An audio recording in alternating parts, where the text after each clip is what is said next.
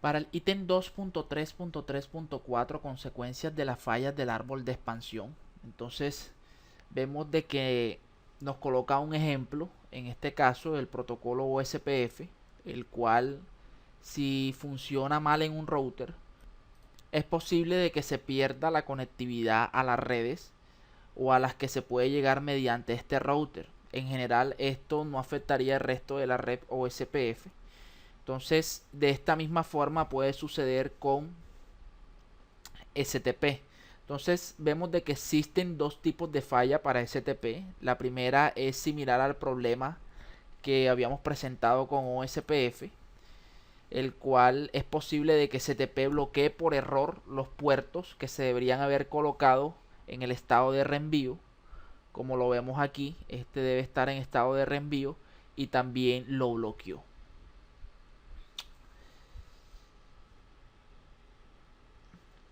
Se puede perder la conectividad por el tráfico que normalmente pasa por este switch, pero el resto de la red no se ve afectada.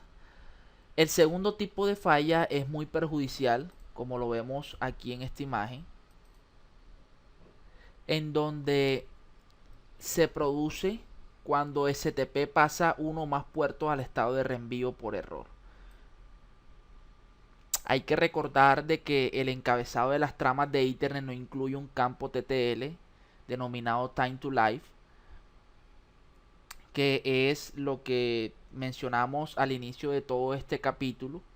Esto sí lo manejan estos paquetes de capa 3, pero las tramas Ethernet no manejan esto. Por eso es que quedan dando vuelta y dando vuelta y dando vuelta hasta que saturan la red, hasta que se consumen todos los ciclos de CPU, toda la memoria y se vuelve inoperativo el switch.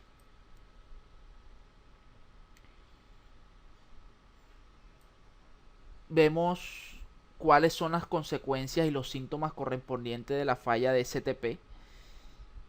Vamos a estar analizando en esta figura, en la cual la carga de todos los enlaces de la LAN conmutada comienzan a aumentar rápidamente a medida que ingresan cada vez más tramas de bucle. Entonces supongamos de que falló STP, entonces ya esto lo vimos antes de empezar a estudiar este protocolo, en esos primeros ítems donde veíamos qué podía suceder si no se estaba ejecutando STP. Entonces pueden haber direcciones MAC duplicadas, tormentas de broadcast, bucles de capa 2, todas esas consecuencias pueden suceder si STP falla. Para el ítem 2.3.3.5, reparación de un problema del árbol de expansión. Entonces aquí vemos de que una forma de corregir la falla de STP es eliminar de manera manual los enlaces redundantes en la red conmutada, ya sea físicamente o mediante la configuración. Esto hasta eliminar todos los bucles en la topología. Vemos de que según lo que habíamos visto, cuando se rompe un bucle, o sea, cuando yo sé que la red está por colapsarse y quito algún cable, estoy rompiendo el bucle, vemos que las cargas de tráfico y de CPU deberían disminuir a niveles normales y la conectividad a los dispositivos debe restaurarse. Esto lo estamos haciendo con los enlaces redundantes, que quede claro. Entonces, si bien que la intervención de nosotros restaura la conectividad de la red, el proceso de troubleshooting o el proceso de resolución de problemas no finaliza aquí. Se eliminó toda la redundancia de la red conmutada y ahora debe restaurar esos enlaces redundantes, porque la idea es que tampoco de que bueno, quitamos eso y dejamos así, porque en caso tal de que llegue a fallar un enlace no tendríamos otro camino en el cual podríamos llegar hacia ese switch. Entonces la idea es quitar primero los enlaces redundantes para que STP vuelva a reconverger y de a poquito o de poco a poco ir realizando conexiones redundantes. Si vemos que se presentan las fallas, algo debe suceder, ya sea en ese puerto con esos cables. Entonces revisar toda esta parte para poder resolver ese problema subyacente. Para el ítem 2.3.3.6, actividad resolver problemas de configuración de STP. Entonces esta actividad es muy sustancial porque aquí los va a colocar a prueba de qué es lo que se debe hacer, analizar todo lo que tiene que ver con el comando de Show Spanning Tree. Personalmente me gustan mucho estas actividades para los estudiantes porque es mucha práctica, es mucho análisis. Cuando me refiero de mucho es en el nivel en el que están ustedes para realizar en este tipo de procesos. Ténganlo por seguro que si saben bien la teoría, estuvieron atentos, no se durmieron como indico en algunos de este capítulo, van a saber resolver y van a saber salir eh, victoriosos en este tipo de actividades.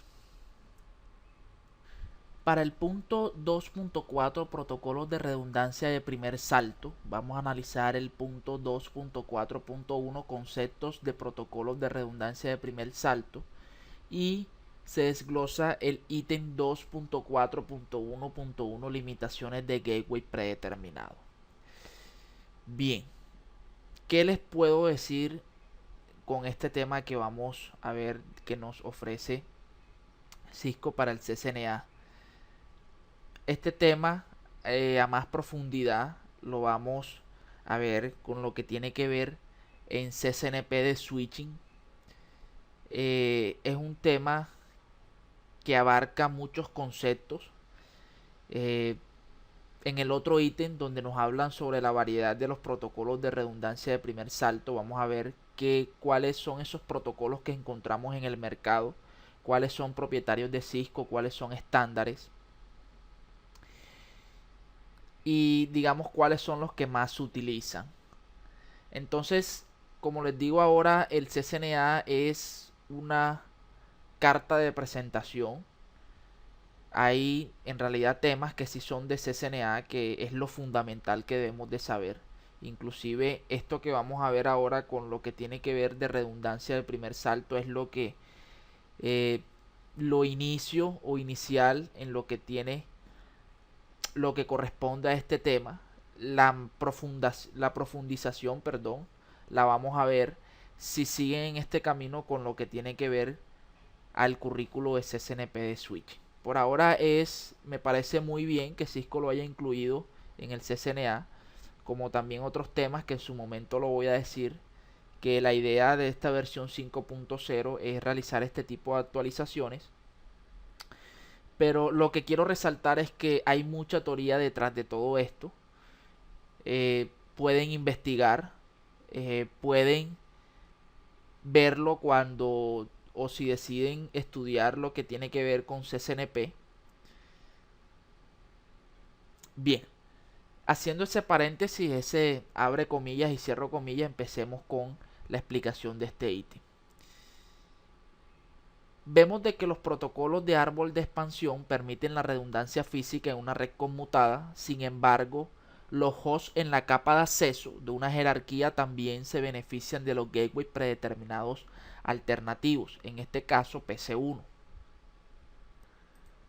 Vemos que si falla un router en una de sus interfaces que funciona como gateway predeterminado, para este caso es R1,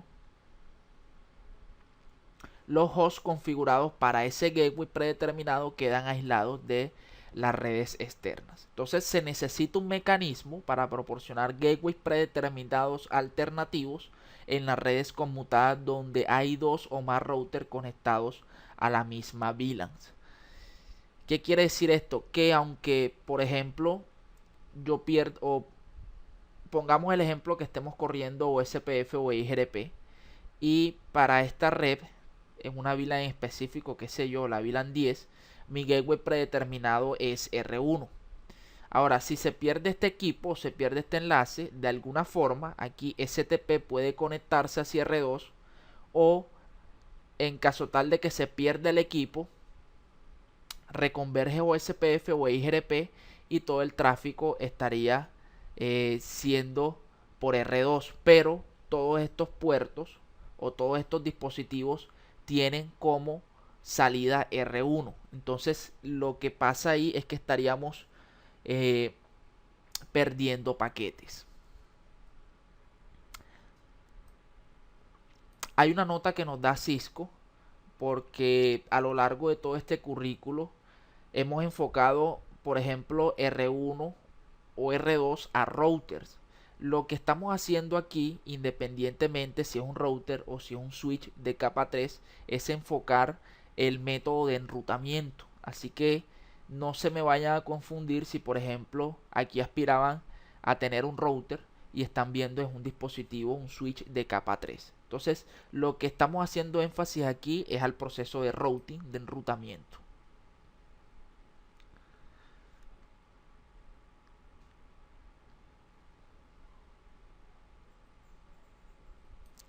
Bien, siguiendo con la teoría, vemos de que por lo general las terminales se configuran con una única dirección IP para el gateway predeterminado. Vemos de que esta dirección no se modifica cuando cambia la topología de la red.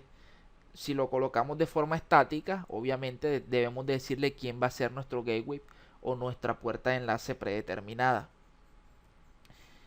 Si no se puede llegar a esta dirección IP de gateway predeterminado, el dispositivo local no puede enviar paquetes fuera del segmento de red local, lo que lo desconecta completamente del resto de la red.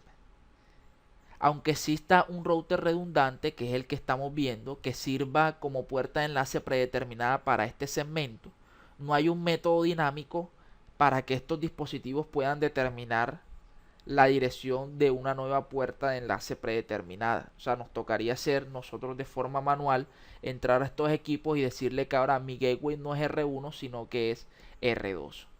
Eso es lo que nos tocaría hacer, y hasta ahora lo que hemos visto no hay una forma dinámica para hacerlo. Para el ítem 2.4.1.2 redundancia de router, entonces vemos qué es lo que podemos hacer. Vemos de que una forma de evitar un único punto de falla en el gateway predeterminado es implementar un router virtual. Como lo estamos viendo aquí, estos equipos vemos de que tienen IP físicas diferentes, pero cuando yo vaya a implementar ese router virtual, le debo de configurar un IP virtual que solamente que actúe como gateway, cosa de que por ejemplo PC1 vea ese IP virtual, PC2 vea ese IP virtual y sea transparente para él cuál es el dispositivo que lo esté enviando. Ahora, supongamos que la IP virtual de este router es 192.0.2.3. Esa misma IP yo se la configuro a este equipo, que sería 192.0.2.3, y también se la configuro a este equipo, 192.0.2.3. ¿Qué pasa? Que a todos estos equipos, a todos estos hosts, mi gateway predeterminado va a ser la 192.0.2.3, no la dirección física que pertenece a cada router. Ahora, si se cae el equipo, en este caso, este router es el principal, es el router de reenvío. Si se cae este equipo, entra a funcional en que se encuentra de reserva. Supongamos que es este, entonces todos están apuntando hacia la dirección virtual que estamos, o que les dije que es la 2.3. Aquí no aparece, pero imagínense que aparece. Entonces, como están apuntando a la 2.3, no a la dirección física del principal, en este caso a la 2.1, él sigue viendo ese router como su puerta de enlace predeterminada. Entonces, como les dije, hay mucha teoría detrás de todo esto. Cuando veamos algunas variedades ya vamos a empezar a utilizar términos como lo son el routing cuando está en active o cuando están en standby, que por lo general es el protocolo HCRP, que lo vamos a ver más adelante, y cuáles son, digamos, sus beneficios o sus propiedades para poder utilizar todo esto. Por ahora quiero que sepan de que podemos hacer redundancia a nivel de gateway utilizando routers virtuales donde van a tener una dirección IP virtual, una MAC también virtual, porque recuerden de que estos equipos utilizan ARP para buscar esa interfaz, en este caso Fast Ethernet o Giga Ethernet, en fin, la tecnología Ethernet para identificar quién es mi gateway. Es lo que nos dice la teoría, lo que nos vamos a encontrar. Para el ítem 2.4.1.3 paso para la conmutación por falla del router. Entonces vemos que es formalizar la explicación que hice anteriormente, en el cual cuando falla un router activo, cuando estamos hablando aquí de router activo, quiere decir que es el router principal. El protocolo de redundancia que se esté ejecutando hace que el router de reserva asuma el nuevo rol de router activo. Estos son los pasos que se llevan a cabo. Lo primero es que el router de reserva deja de recibir los mensajes de saludo del router de reenvío. O sea, quiere decir de que si deja de recibir esos mensajes, quiere decir que estaría en mal funcionamiento. Lo segundo es que el router de reserva, o sea, este que estaba anteriormente, asume la función del router de reenvío, o sea, quedaría en modo active.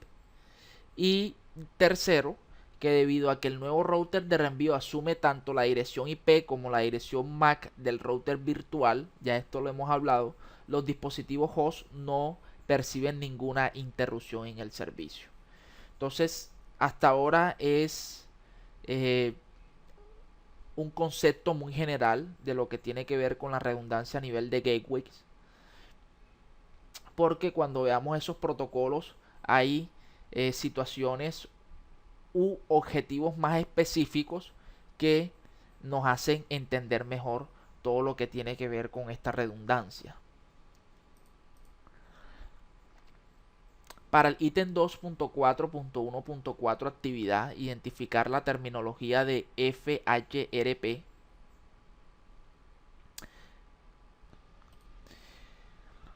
Vemos de que esta sigla significa First Host Redundancy Protocols, en el cual traducido al español sería protocolo de redundancia de primer salto.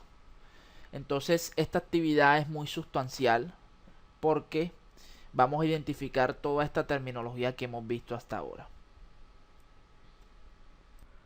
Para el punto 2.4.2, variedades de protocolos de redundancia de primer salto, vamos a analizar el ítem 2.2.4.1, protocolos de redundancia de primer salto.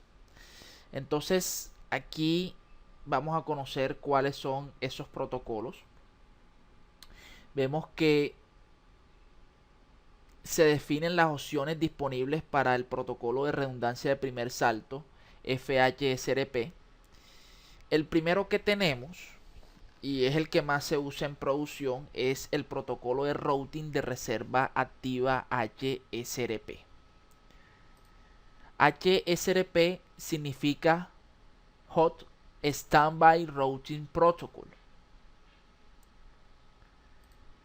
Vemos de que es un protocolo exclusivo de Cisco, o sea que solamente puede correr en equipos Cisco, el cual está diseñado para permitir la conmutación por falla de transporte de un dispositivo IPv4 de primer salto, donde proporciona una alta disponibilidad de la red, ya que asume una redundancia de routing de primer salto para los hosts IPv4 en las redes configuradas con direcciones IPv4 de gateway predeterminado. Entonces aquí aparece el concepto de grupos, o sea, él utiliza grupos de router para seleccionar un dispositivo activo y el otro dispositivo queda de reserva. En la configuración, este de reserva lo vamos a encontrar con el comando standby. Vemos que en un grupo de interfaces de dispositivo, este dispositivo activo es aquel que se utiliza para enrutar los paquetes, y el dispositivo de backup, o sea de reserva, el standby, es el que toma el control si falla el que se encuentra activo. la función del router de reserva HCRP es controlar el estado operativo del grupo HCRP y asumir rápidamente la responsabilidad de reenvío de paquetes sin falla de router. En capítulos anteriores coloqué una anécdota en el cual me pasó con este protocolo. Como les digo, aquí simplemente Cisco lo define, por así decirlo, mal contadas como 300, 400 palabras, cuando este protocolo por detrás tiene una cantidad de información, de topologías que nos podemos encontrar, de características. Por ejemplo, si se configura de forma muy sutil, en caso tal de que vuelva a restablecerse, supongamos que este se encuentra activo y este es el que está en standby. ¿Qué pasa si este se pierde? Bueno, este asume el control de activo, como ya lo conocimos en la teoría. Pero ¿qué pasa si el activo vuelve a funcionar? Entonces este router que está de reserva y se perdió la conexión, queda activo. Si este vuelve a subir, obviamente en su configuración muy básica, él quedaría siendo como router activo y este quedaría como de reserva. Entonces lo que se quiere en ese caso es que si yo elijo un router activo, es porque obviamente tengo más memoria, tengo más procesamiento, estoy conectado directamente con mi ISP de confianza y no con el que está de backup. En fin, lo que se quiere es que él vuelva a ser activo. Eso se hace a través de una propiedad de preemption. Y como les digo, hay mucha teoría a través de esta parte. Es el que más se utiliza, porque lo he visto. Inclusive el próximo que vamos a ver después que veamos la implementación de HCRP para IPv6 es el protocolo de redundancia de routing virtual, BRRP. Este lo he visto una sola vez en una configuración que tuve aquí en este ISP que estoy elaborando, pero bueno, es otro concepto, maneja otra teoría, en fin. Como les digo, quiero hacer énfasis en que hay mucha más información sobre este tipo de protocolos, y en realidad en una red empresarial se utiliza mucho. Obviamente es más costoso esta implementación, por lo que si solamente tengo dinero para un solo equipo y este equipo es de alta gama, tener otro que esté cumpliendo, o por así decirlo, la misma función en forma de espejo, a esperar a que este se caiga o deje de funcionar, es una implementación muy costosa. En fin. Bueno, ahora tratemos con HCRP para IPv6, el cual también es exclusivo de Cisco y proporciona la misma funcionalidad, pero en un entorno IPv6, donde un grupo de IPv6 HCRP tiene una dirección MAC virtual derivada del número de grupo HCRP de una dirección IPv6 del link local virtual, y esta a su vez es derivada de la dirección MAC virtual HCRP. Entonces esto parece un trabalengua, pero recuerden de que no es lo mismo una dirección MAC para IPv4 que para IPv6. Aquí utilizamos el concepto de link local. Luego utilizamos, si queremos obtener, vemos de que ese router nos está enviando direccionamiento, aunque nosotros no le hayamos dicho de que no los envíe, pero él lo asigna. Entonces implica tener claro también todo lo que tiene que ver con la teoría de IPv6. Veamos ahora el protocolo de redundancia de router versión 2, BRRP, este que tenemos aquí. El significado en inglés es Virtual Router Redundancy Protocol. Vemos de que es un protocolo de elección no exclusivo. Cuando decimos de que no es exclusivo, es que no es propietario de Cisco. Aquí nos lo dice que es un protocolo estándar que asigna de forma dinámica la responsabilidad de uno o más routers virtuales a los routers BRRP en una LAN IPv4. Vemos de que esto permite que varios routers en un enlace de acceso múltiple utilicen la misma dirección IPv4 virtual, que es la esencia de FHRP, lo que estuvimos analizando, y que los routers BRRP se configuran para ejecutar el protocolo BRRP en conjunto con uno o más routers conectados a una LAN. En esta configuración de BRRP se elige un router como un router virtual maestro. Aquí ya no estamos hablando de un active, sino de un master. Mientras que el resto funciona como de respaldo. Aquí ya no utilizamos standby, sino backup, en caso de que falle ese router virtual maestro. Entonces, como vemos, cambian algunos términos, pero la esencia es la misma. Tenemos también BRRP versión 3, el cual proporciona la capacidad de admitir direcciones IPv4 a IPv6 y funciona en entornos de varios proveedores y es el más escalable que BRRP 2.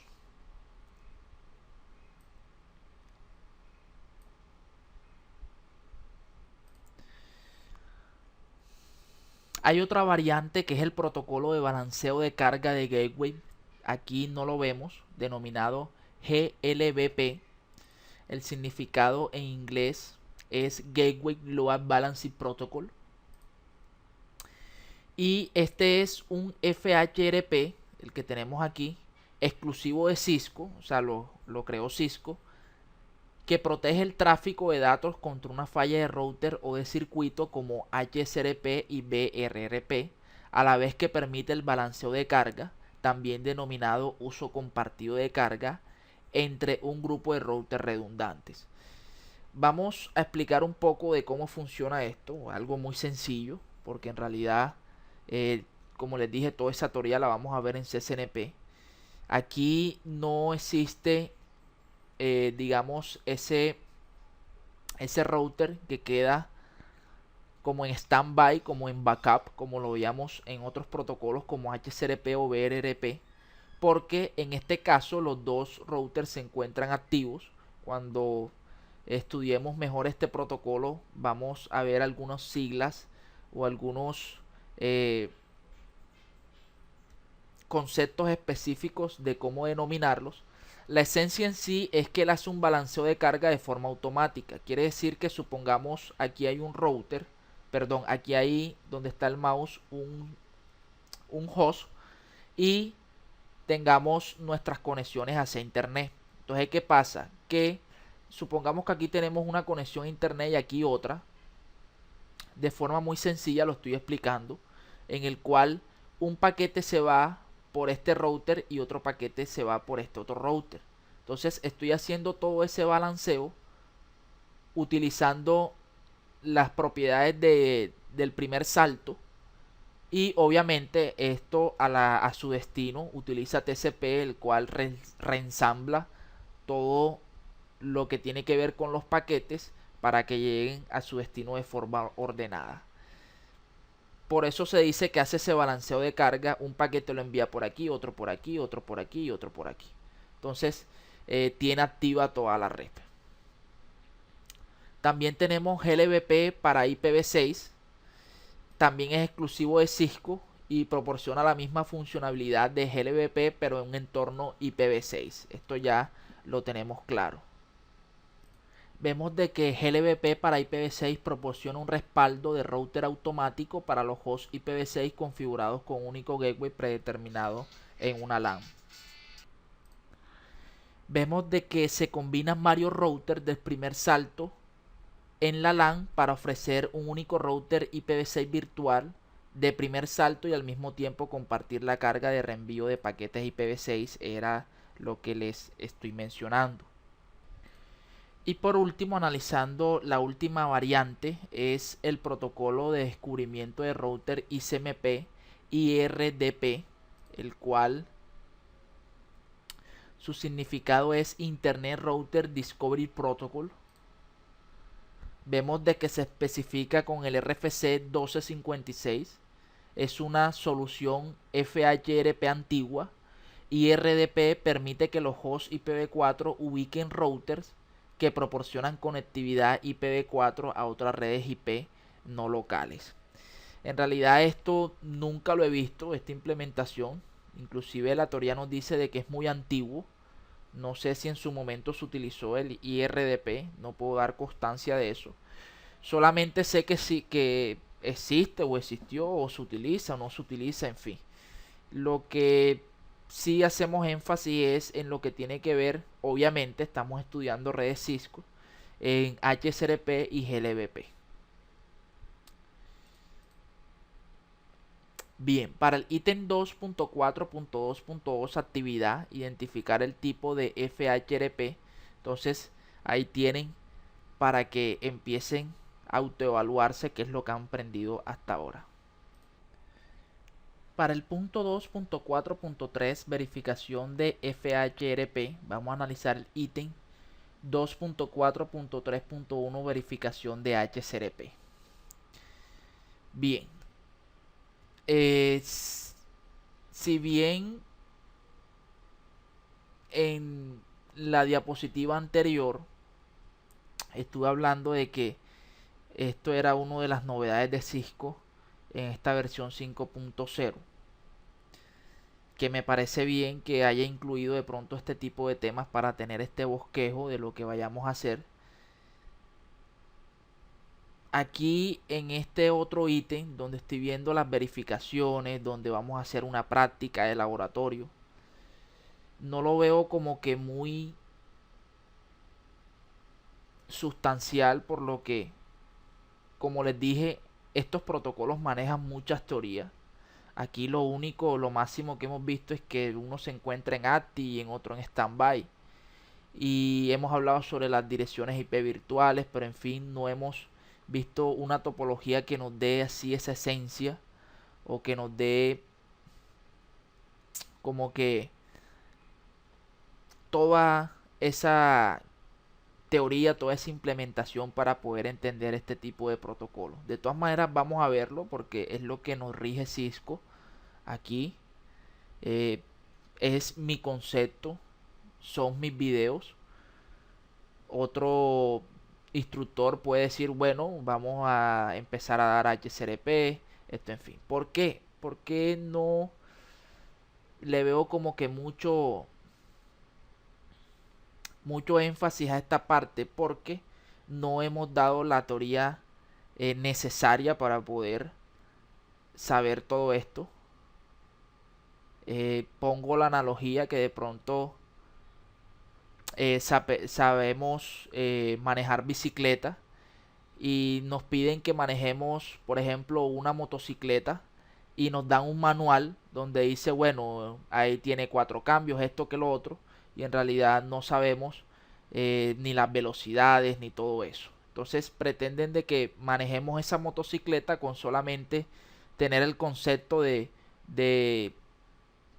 tan básico, o no diría ni tan básico, porque en realidad lo que vimos, como les dije, de este protocolo fueron mal contadas unas 300 palabras de un concepto muy, pero muy básico.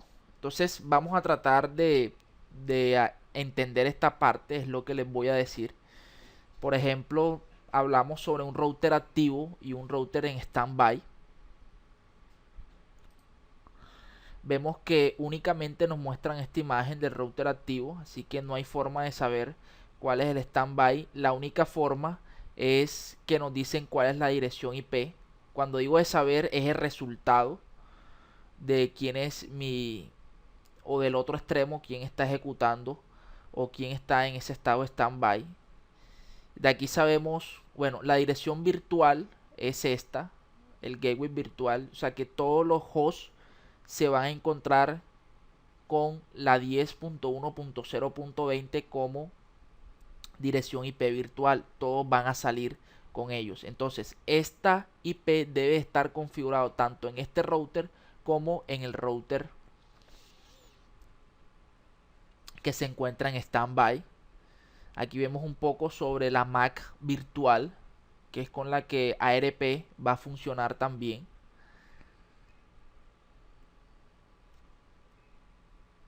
y nos dice a qué grupo pertenece. En fin, eso es lo que podemos resaltar en esta parte porque no hemos visto, digamos, toda esa cantidad de teoría que sí se da en CCNP referente en especial a HCRP. Un poco de teoría nos dice que el HCRP activo presenta las siguientes características. Lo primero es que responde a las solicitudes de ARP de gateway predeterminado con la MAC de router virtual. O sea, con esas solicitudes, por ejemplo, si un host quiere saber cuál es mi gateway, él va a responder con esta MAC virtual a esas solicitudes ARP. Segundo, asume el reenvío activo de paquetes por el router virtual. O sea que todo se va a hacer es a través de este IP virtual. Envía mensajes de saludo, aquí los tenemos, mensajes hello time, cada 4 segundos. Bien, aquí hay otros conceptos como lo es la prioridad, el priority, el tracking, se está haciendo track, en fin, todo esto que vamos a aprender es en CCNP. Y un HCRP de reserva o que se encuentra en estado standby presenta las siguientes características: escucha los mensajes de hello periódicamente y asume el reenvío activo de paquetes si no percibe actividad del router activo. Nos dicen que podemos utilizar el comando show standby para verificar el estado HCRP y esto sería lo que nos estaría indicando.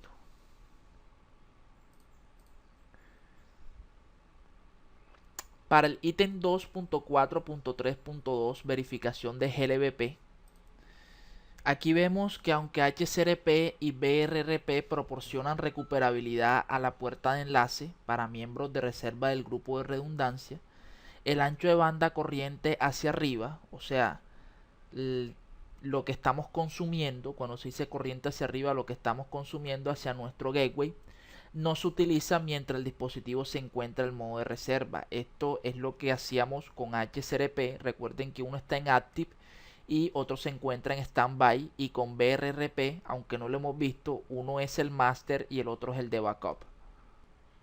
Bien, entonces para aprovechar todo ese ancho de banda corriente hacia arriba, Cisco crea GLBP, que permite la selección automática y la utilización simultánea de varias puertas de enlaces disponibles, además de la conmutación por falla automática entre esas puertas de enlace. Es lo que tenemos aquí, en el cual este dispositivo elige por cuál irse, si es por aquí o si es por aquí, dependiendo del método que se utilice en la configuración. Vemos de que varios routers comparten la carga de las tramas que desde la perspectiva del cliente se envían a una única dirección de gateway predeterminado.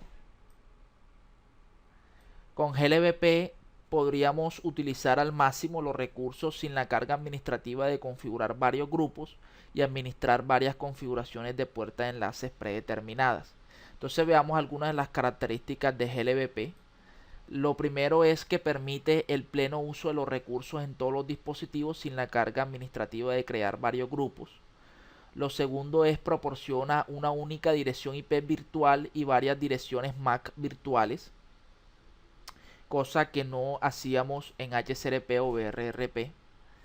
Lo segundo es que enruta el tráfico al único gateway distribuido a través de los routers. Y por último, permite volver a enrutar de forma automática en caso de fallas. Veamos un poco la configuración. Bueno, en esta imagen, aquí se dice router virtual, o sea que estamos manejando la dirección IP 192.168.2.100 configurada aquí y configurada acá. Esa es la dirección IP virtual. Entonces veamos un poco de el comando show glbp, que me está mostrando cuál es la dirección IP virtual, la que veíamos anteriormente aquí, la 2.100 es la que tenemos acá. ¿Quién es el que está enviando? Que se encuentra en estado activo y aparece otro estado que es el de listen. Por eso les digo, sería algo como que muy suicida tratar de que ustedes entiendan esto si no hemos visto toda esa cantidad de teoría. Por ahora es simplemente saber que existe. No sería yo tan exigente en los estudiantes eh, de ponerle un tipo de configuración de estos o preguntarle muchas cosas sobre estos. Preguntaría únicamente la teoría que hemos visto y, y una que otra cosa más. Pero en realidad profundizar esta parte no sería como que lo más óptimo. Inclusive en la teoría Cisco no le da mucha importancia como si se le da en CSNP a este tipo de protocolos. Bueno, aquí en el ítem 2.4.3.3 verificador de sintaxis HCRP y GLBP es una actividad para que la realicen ustedes. Aquí Cisco nos activa este prompt en el cual podemos utilizar el comando show HCRP o show GLBP para verificar cuáles esas. Bueno, mire, aquí nos hablan sobre una prioridad cuando por ahora no sabemos ni qué es una prioridad en HCRP. Sí sabemos cuál es la dirección IP virtual, pero en fin, nos preguntan cosas que en realidad no hemos resuelto hasta ahora. Para el ítem 2.4.3.4 práctica de laboratorio configuración de HCRP y GLBP, entonces veamos qué nos ofrece Cisco para esta parte. Este es el PDF para la configuración de HCRP y GLBP. Un poco de la topología que vamos a estar implementando, donde tenemos dos routers que van a ser en HCRP. Uno va a ser active y el otro va a ser en standby, y vamos a simular tener un ISP con direcciones públicas en R2, los switches y dos PC para probar la conectividad. Esto es un laboratorio muy sencillo de CCNP, cuando, si Dios lo permite, ustedes pueden estudiar lo que tiene que ver con HCRP. Es uno de los iniciales. Lo digo que es muy sencillo por lo que ya ustedes en esa instancia, en ese futuro, ya saben identificar las prioridades, el comando, con qué comando podemos hacer un track, en fin, toda esta parte, toda esta teoría que en realidad se da en CCNP. Aquí vamos a ver únicamente lo que haría una persona que solamente es un copy page, pero no saber a fondo de dónde salen las cosas. En fin, esta es la tabla de topología que vamos a implementar. Un poco de los objetivos en la parte 1, que es armar la red y verificar la conectividad. En la parte 2, que es configurar la redundancia de primer salto mediante HCRP. Y en la parte 3, que es configurar la redundancia del primer salto mediante GLBP. Esto es un poco de teoría, lo que ya hemos visto. Los recursos necesarios: 3 routers, 2 switches, 2 computadoras, los cables de consola y los cables Ethernet y seriales. La parte 1, que es armar la red y verificar conectividad, esto ya lo sabemos. Vamos a pasar rápidamente esto. Configurar el enrutamiento. Otra vez aparece IGRP cuando todavía no lo hemos dado, pero pueden utilizar USPF. Lo importante es que se vean unos con otros. Verificar conectividad. Todo, hasta este momento todos podemos ser capaces de llegar hacia las redes públicas, en este caso la interfaz loopback 1 de R2,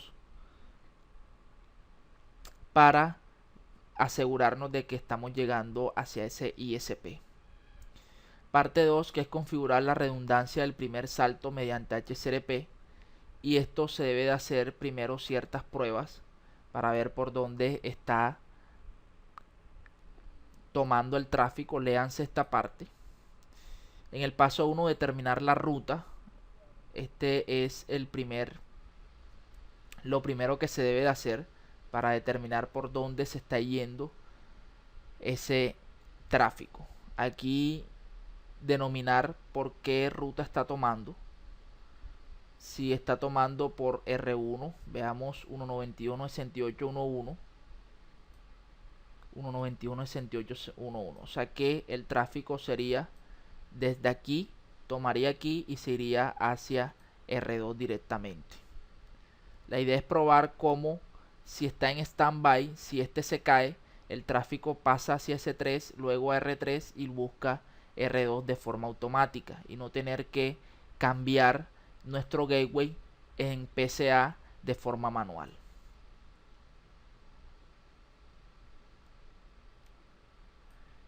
Bien.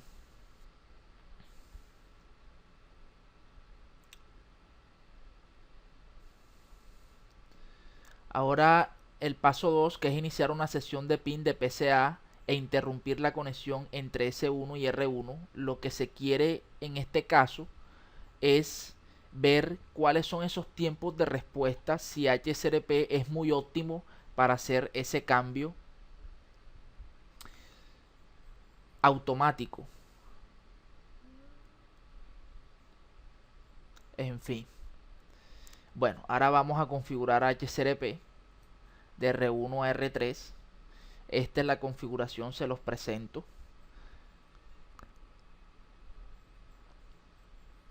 Ahora, ya habíamos configurado la 192.168.1.1, que a través del trace vimos que es la configuración acá, y esa es la dirección IP física. Eso debe de estar bien claro, que es una dirección IP física y que es una dirección IP virtual.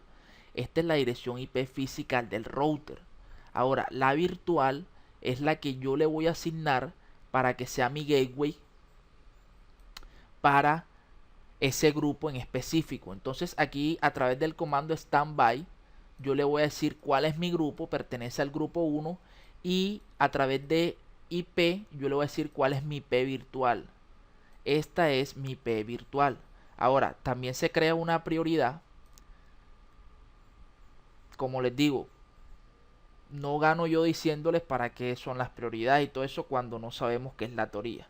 Y este preempts, que lo dije al principio, que recuerden en caso tal, bueno, la prioridad es para saber cuál va a ser mi active y cuál va a ser mi standby. Y esta propiedad, que es preempt, lo que está haciendo es que si este equipo se cae, él sale por R3. Ya eso lo tenemos claro y es lo que va a hacer HSRP a través de la IP virtual. Ahora, si este equipo vuelve con la propiedad de preempt, le entrega otra vez el control total a R1. Si no la tiene, si este equipo vuelve, entonces R3 sería mi active y R2 sería mi standby. Eso es lo que hace y es, digamos, óptimo porque yo diseñé esta red para que mi R1 sea mi active. Entonces hace más predecible la red. Entonces, como le digo, no le encuentro gran función a esta parte de mostrar los comandos porque prácticamente vamos a hacer un copy paste, a pesar de que tiene un instructor capacitado en cada academia para explicar esto, pero no se ha visto la teoría completa, que es lo que se da en CCNP. Y miren que es lo mismo que yo configuro en R3, le configuro la misma IP virtual. Hay que estar presente que pertenezcan al mismo grupo. Esto también debe estar muy claro. Bien, ahora vamos a verificar el comando standby. Aquí me dice que este es el active, o sea R1, y R3, perdón, viene siendo mi standby. Ahora, ¿cómo lo deduje? Porque, bueno, vamos a responder primero las preguntas. Nos dice qué router está activo, es R1. Nos dice cuál es la dirección MAC de la dirección IP virtual. Entonces, si alcanzan a ver, es esta. Y esta dirección MAC también vemos de que es la misma acá. Cuando estemos en esa teoría vamos a ver de que esa dirección comienza con lo que veamos que comienza así, es una dirección más virtual de HSRP, y al final se le agrega el ID del grupo. En este caso sería 1 porque pertenecen al grupo 1. Si tuviéramos el grupo 10, aquí sería todo esto y le colocamos 10 al final. Entonces, como les dije, eso es porque yo lo sé, porque he dado toda esa teoría, porque la aprendí, pero ustedes no saben o no, hasta ahora no han visto toda esa cantidad de teoría que les podemos brindar para este grupo, perdón, para este protocolo en especial HCRP. Nos dice de que cuál es la dirección IP y prioridad del router de reserva. En este caso, nuestra dirección IP virtual es la misma y nuestra prioridad es 100. Ahora, yo en ningún momento he configurado prioridades para el router de reserva, o sea, R3, perdón. Entonces, ¿qué sucede? Si yo no le coloco esa prioridad, la prioridad por default para HCRP es de 100. Vuelvo y lo repito, esto lo debieron de ustedes haberlo visto en la teoría, pero hasta ahora no hemos visto todo eso porque se ve en CCNP. Entonces ustedes me disculparán si soy muy reiterativo, pero tengo que sostener lo que dije en la diapositiva anterior, en el cual no me parece que nos manden un laboratorio de este tipo cuando no se ha dado algo totalmente por completo, sino que se va a dar en un curso más avanzado. Listo. A través del comando show standby brief vamos a ver el funcionamiento. En este caso R1 me está diciendo de que él es el active, que mi dirección IP del standby, o sea de R3, esta es una dirección IP física. Miren que aquí nos dicen física, es la 192.168.1.3. Vayamos a la tabla de direccionamiento y vemos que esta es la que tiene la interfaz 192.168.1.3 giga 01 de R3. Entonces ese va a ser mi standby, quiere decir que si se cae este enlace, obviamente el tráfico de PCA sabe llegar hacia R3. Bien, y mi dirección IP virtual para los dos en la configuración es la 192.168.1.254 y este es nuestro gateway tanto para PCA como para PCB. Bueno, no sé qué PC le da, PCA y PCC. Aquí lo tenemos. Bien, vamos por acá. Si vamos a R3, ejecutamos el mismo comando show standby brief. Lo que nos está diciendo es que, bueno, pertenece al grupo 1, tiene la prioridad de 100. Vamos a lo que no dije en R1, pertenece al grupo 1 y tiene la prioridad de 150 y es el active. Ahora, en R3 él me está diciendo que él es el standby. Me está diciendo cuál es la dirección IP física del active, en este caso de R1, la física. El standby es él porque está local y la dirección IP virtual es 192.168.1.254 y es la que reconocen todos los PC o todos los dispositivos conectados a esa LAN. Bueno, aquí nos dice que cambiemos la dirección IP de gateway predeterminado de PCA y PCC. En el S1 y S3, ¿qué dirección deberían utilizar? Bueno, debe ser la dirección virtual y debemos de verificar que los pins sean exitosos hacia la loopback de R2. El paso 4, el cual es iniciar una sesión de pin de PCA e interrumpir la conexión en el switch que está conectado al router HCRP activo en el R1. Esto es para probar que en realidad funciona y cuánto es la latencia que demora en hacer ese cambio automático HCRP. Entonces con cada instructor de su academia pueden realizar esta parte.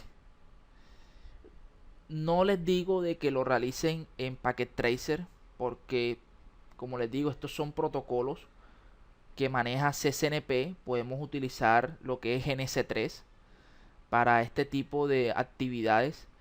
En realidad no sé si les va a funcionar en Packet Tracer. De pronto si les funciona me retracto en esa parte. Me tocaría sentarme a utilizar esto. Pero estos resultados son muy impredecibles. con lo que tiene que ver. Por eso Cisco nos los manda a hacer en un ambiente real. Un ambiente real, estos ya son protocolos que en realidad consumen muchos recursos, porque a esto hay que sumarle que esté corriendo XRP, que esté corriendo HCRP, en fin. Todos estos protocolos ya consumen muchos recursos en un equipo y debemos saber elegir cuál es el que estamos utilizando. Bien, verificar la configuración de HCRP en R1 y R3. Bueno, prácticamente es esto. Aquí le damos no standby 1 para borrar toda configuración de HCRP, porque ahora en la parte 3 vamos a empezar a configurar GLBP. Entonces lean toda esta teoría para que entiendan. Bueno, la configuración prácticamente es parecida. Aquí yo les voy a indicar cuál es el método de balanceo de carga. En este caso es round robin. Y round robin lo que hace es que me envía un paquete por R1 y me envía un paquete por R3. Hay otros balanceos de carga que, como les digo, si hubiéramos visto todo lo que tiene que ver con esto, ya estaría obligado a enseñarlo y estaría obligado a que ustedes entendieran toda esta parte. Bueno, vemos que aquí en R3 no le colocamos la prioridad. El paso 2, que es verificar GLBP en R1 y R3, entonces vamos a ver todos estos comandos con, ya no es standby, sino show GLBP brief.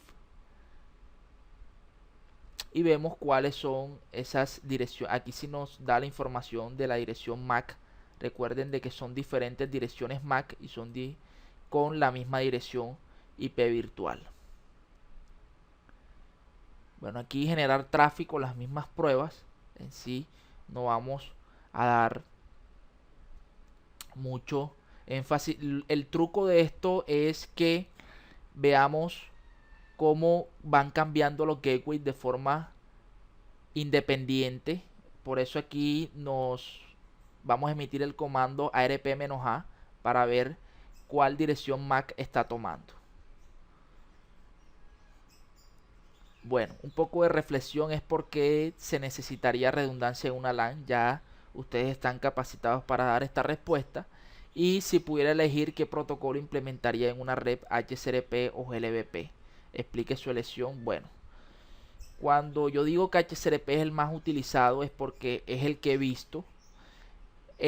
Si bien he hecho laboratorios, no lo he visto en producción. Una de las recomendaciones que nos da Cisco, o digamos una sustentación que dice él, que por qué no se utiliza mucho a pesar de que es lo novedoso y por eso lo creó y lo implementó, es por lo que hay muchos hosts en una LAN, inclusive servidores que no, o a nivel de capa de aplicación, de pronto pierden ese tipo de conexión cuando se le está cambiando la dirección MAC de ese gateway de salida. Entonces hay aplicaciones que presentan ese problema y no funcionan porque envían un paquete con una dirección MAC y luego GLBP, si utilizamos round robin, le va a cambiar esa dirección MAC virtual hacia el otro router o hacia el otro gateway que estemos utilizando. Entonces esa es una que otra explicación que por qué, pero en realidad funciona. En realidad funciona, esos son casos muy específicos. Bien, entonces espero que haya sido de gran ayuda. Esta parte es, digamos, un preámbulo de lo que van a ver si o si deciden seguir con el mundo de CCNP, que ya son redes orientados de forma profesional en un ambiente corporativo. Y como les digo, este es uno de los laboratorios más sencillos que podemos utilizar para estos protocolos de gateway predeterminado a nivel de redundancia, pero ya sabiendo toda la teoría correspondiente. Para el punto 2.5 resumen, se desglosa el punto 2.5.1 resumen y vamos a analizar el ítem 2.5.1.1 actividad de clase árbol de documentación. Entonces Cisco nos prepara el siguiente PDF, el cual el objetivo principal es identificar los problemas de configuración de STP. Un poco de la situación, léanla. Y los recursos es un software de packet tracer y software de procesamiento de texto. La idea aquí es primero crear un diagrama de topología de 3 switches redundantes. Ya esto lo hemos visto, lo hemos analizado. El paso 2, que es conectar los dispositivos de host a los switches, y el paso 3, que es crear la matriz de documentación del switch. ¿Qué pasa? Esto es prácticamente lo que hacemos. Digamos, tomen un packet tracer y vemos que nos muestran la topología, luego nos muestran, obviamente todo bien conectado, luego nos muestran una matriz de documentación donde está el nombre del switch, donde está el direccionamiento, donde está, y si estamos trabajando en esta parte, las asignaciones de VLAN a los diferentes puertos. Esto es lo que nos piden hacer y es lo que vamos a implementar. Es muy sencillo, ya ustedes tienen un gran conocimiento en esto. Yo confío en ustedes, que son mis estudiantes de forma virtual y que tienen buenas bases, además de lo que se da en su academia, en sus respectivos cursos, en sus respectivas aulas, poder complementar toda esta parte con todos estos videos tutoriales que encontramos en internet. Bien, vamos al ítem 2.5.1.2 resumen. Vemos de que lo primero que estuvimos analizando son los problemas que se pueden surgir en una red de capa 2 redundante, las cuales incluyen esas tormentas de broadcast, la inestabilidad de la base de datos MAC y la duplicación de tramas únicas.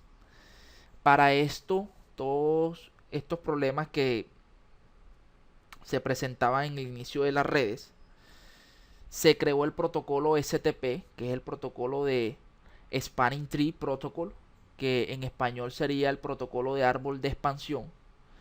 Vemos que esto es a nivel de capa 2 del modelo ISO-OSI, el cual asegura que exista solo una ruta lógica entre todos los destinos en la red mediante el bloqueo intencional de las rutas redundantes que pueden provocar un bucle.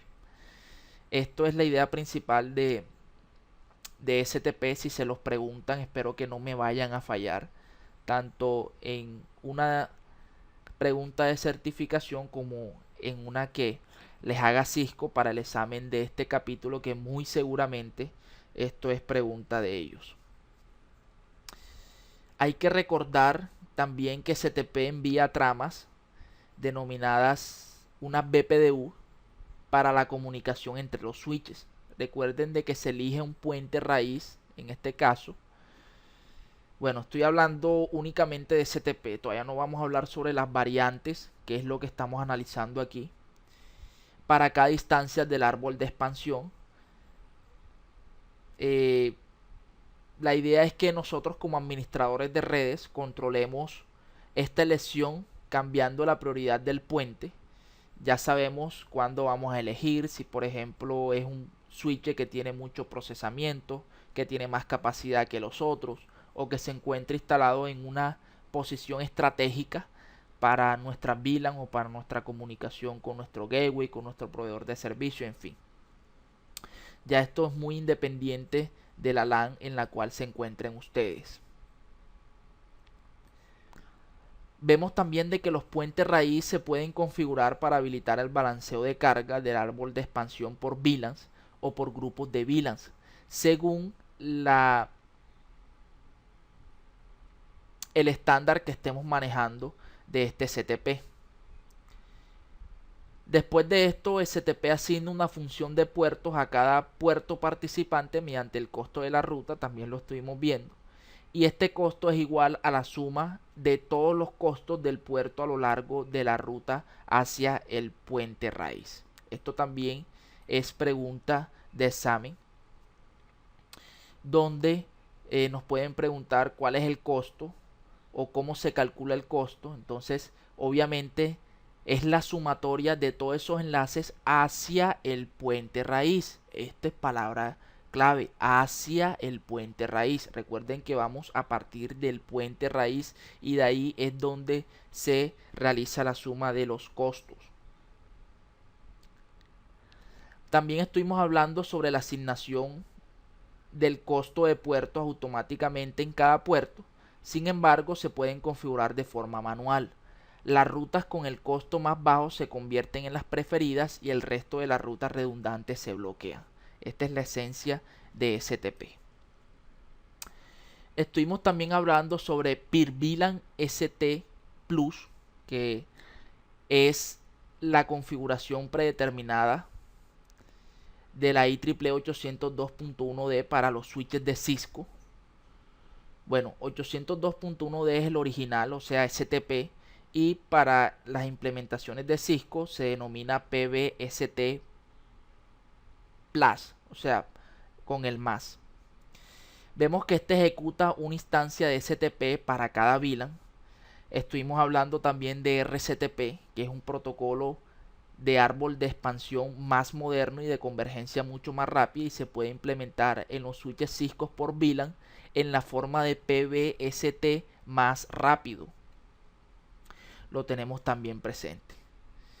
Estuvimos hablando también del árbol de expansión múltiple MST, el cual es una implementación de Cisco paralela al protocolo de expansión múltiple MSTP. O sea que en versión libre, por así decirlo, es denominado MSTP y en versión de Cisco es MST. Esta ejecuta una instancia del árbol de expansión para un grupo definido de VLANs. Aquí estamos hablando de regiones, de instancias, pero aquí no definimos nada de eso. Lo que yo les estoy implementando es por la teoría que sé y por la experiencia que tengo con este protocolo. O una de las características que estuvimos mencionando también es Portfast y la protección de BPDU, el cual asegura de que los hosts en un entorno conmutado obtengan acceso inmediato a la red sin interferir en el funcionamiento de el árbol de expansión.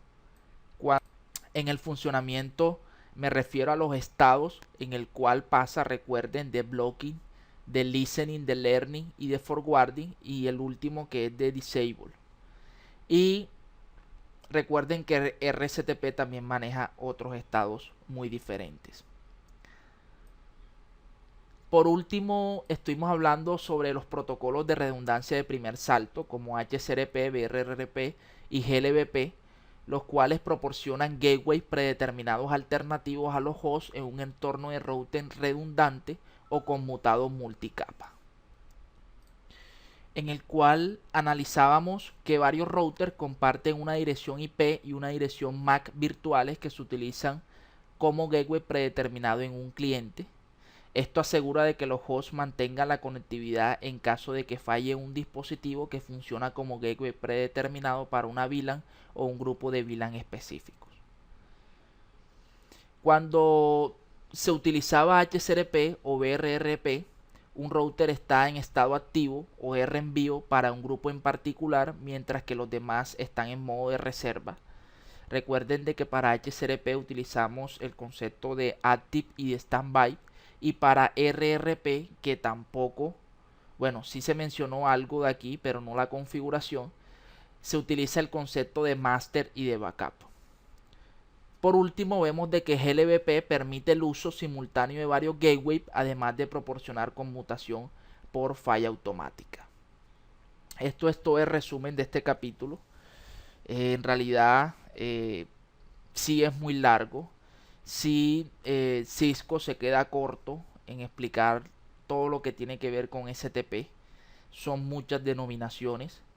Inclusive vamos a ver bastante teoría cuando vayamos a CCNP sobre este protocolo, y lo cual, como les digo, hay una gran cantidad de conceptos y de ejercicios y de prácticas que en realidad con que me coloquen 3 switches, o que lo máximo que hicimos fueron 3 switches, inclusive al principio vimos una topología muy compleja, el cual mal contados eran unos 8 switches o 10 donde se veía el funcionamiento de STP. Entonces, como les digo, es mucha teoría. Inclusive es buen indicio tener todo esto bien claro.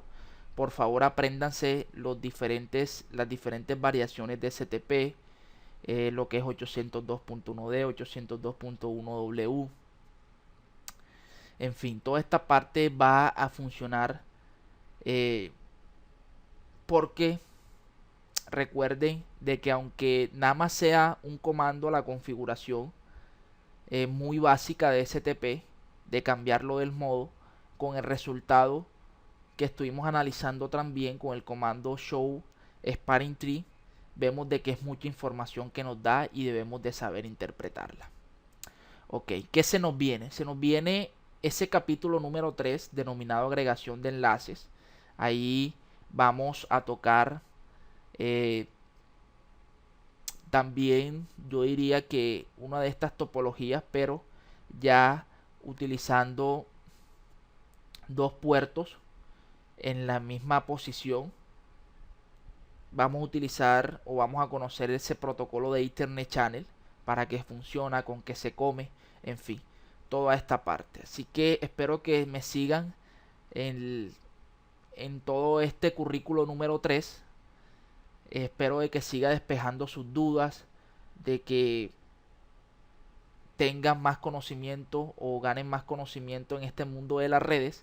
Y no se olviden esos likes y informar a más gente de que se está dando el CCNA la versión 5.0 por internet. No es más, muchas gracias por su atención y sigamos en el siguiente capítulo.